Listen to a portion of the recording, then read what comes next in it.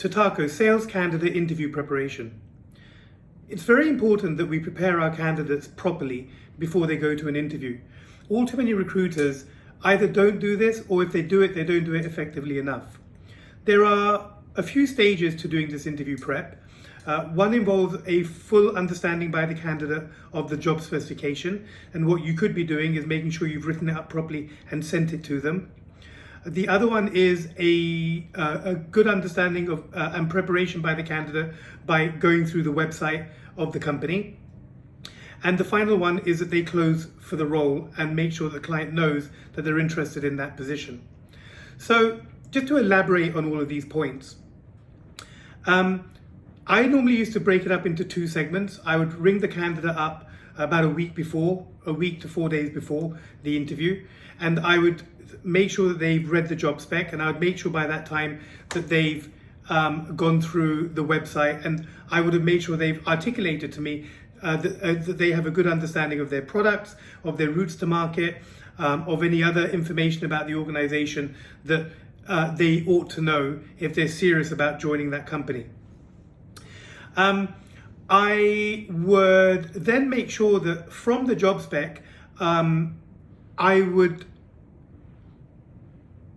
remind them about the most important thing that the client's looking for. So, for example, the client might say, "I'm looking for somebody, driven and hungry." They could say, "I'm looking for somebody who can prove their earnings and their performance." They could say that I'm looking for somebody who's really smartly dressed. So, obviously, if they're looking for somebody who's driven and hungry, a reminder to the candidate, look, they're looking for somebody who's energized, driven, hungry. So when you go there, you really want to show your proactive self to the client. The client may say, "I'm looking for, somebody with a proven track record and proof of earnings." So make sure they take their brag file with them. All salespeople, by the way, should take their brag file with them. And the brag file could contain, salary slips. It could contain a P60, which is your end of year earning report that's issued by the government. It could contain, an email from their employer confirming that they've hit their sales target. And taking that kind of hard evidence to a client is always going to be something that's going to move the deal forward more effectively. A lot of sales directors believe that salespeople don't tell the truth and they exaggerate their performance.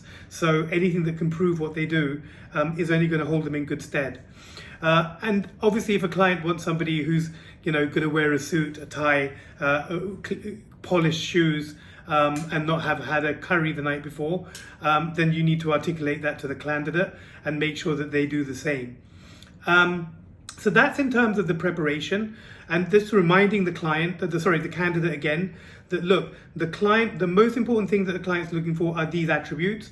The person who's going to probably get the job is somebody who's got this background and these types of relationships. So make sure that you take anything that you can that can demonstrate that. Make sure you ask the client lots of questions about the opportunity, because again, too many candidates go in not asking enough interesting questions, and that alone can be a reason why candidates don't go on to secure second interviews or offers.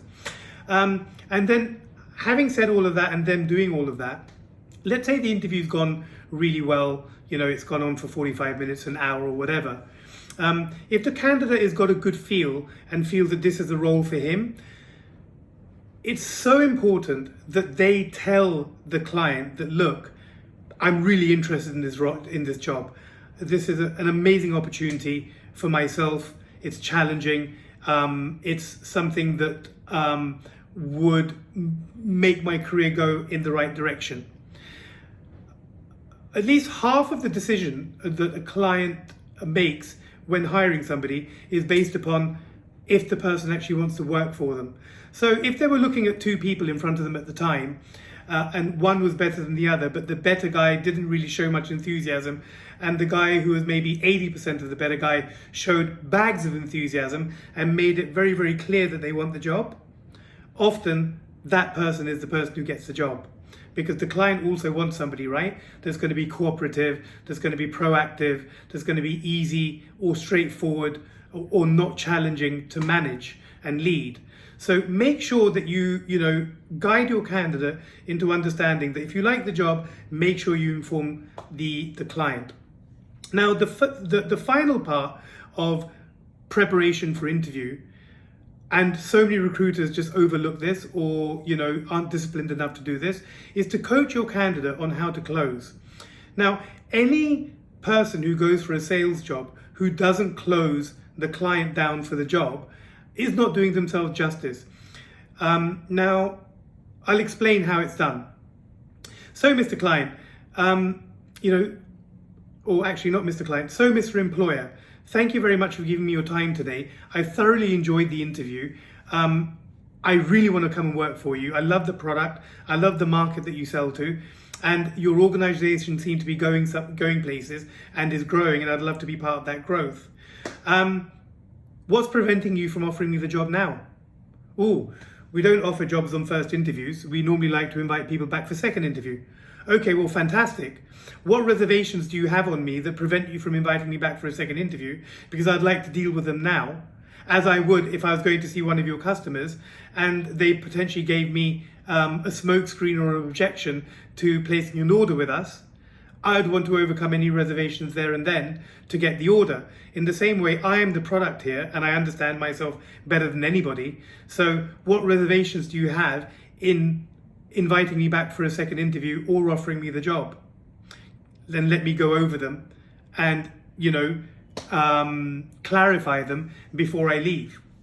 Well, I'm not really sure whether you are proactive enough, because we really need somebody who's going to be able to make cold calls for themselves and make their own appointments. Ah, right, okay. What other reservations would you have in inviting me back for a second interview? Well, actually none. That's my main reservation. Right, this is how I work at the moment. On a Monday morning, I bring out my book of leads and prospects. Depending on the geographic area I'm working or the vertical that I'm working. I then have a planned 60 to 70 phone calls to make that day that I normally plan on the Sunday, and I normally make 20 to 25 appointments for the following week. And the appointments I have for that week that I'm in, I'll have made the week before. So I absolutely love cold calling. I have absolutely no problem in making my own appointments.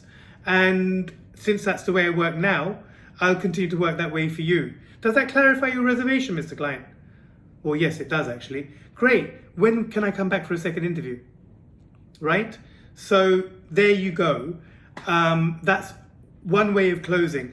Obviously, there's a multitude of ways based on the objection that the client might have. But the structure is, what's stopping you from taking this situation further to offer or second interview? Tell me what the problems are. Let me clarify the reservations and let me close you down for the outcome that I'm looking for.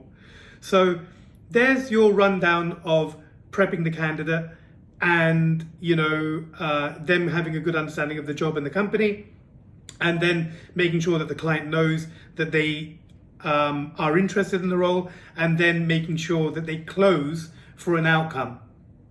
And that's what I have to say on that.